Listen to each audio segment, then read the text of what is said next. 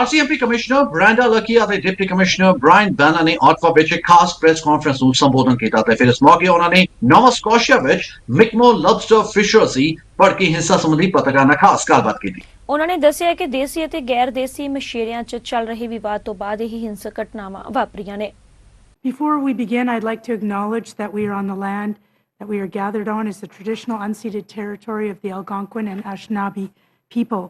Today, I would like to provide a brief statement outlining how the RCMP is responding to the evolving situation in Nova Scotia related to the lobster fishery, including how we are responding to the related criminal activities. I will begin by assuring people of Nova Scotia, the Mi'kmaq, and all Canadians that we are fully committed to keeping the peace, keeping people safe, and enforcing the law. The role of the RCMP is to uphold public safety, including the protection of persons and property. Our actions to date are indicative of our strong commitment to this mandate. As many others have done, I will also use this opportunity to strongly encourage calm and the engagement in peaceful and constructive dialogue.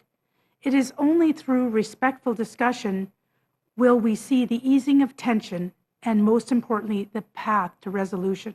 The team in Nova Scotia, supported by the national headquarters, is closely monitoring the situation. It's fluid and it's dynamic, and we will reallocate and reprioritize resources should the situation warrant.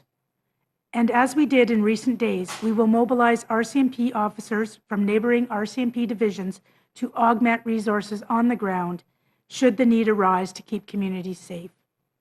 When people resort to violence and criminal activities to express their displeasure with a situation or towards a specific group, the RCMP's increased involvement is necessary as part of the effort to maintain peace and order and to uphold the law.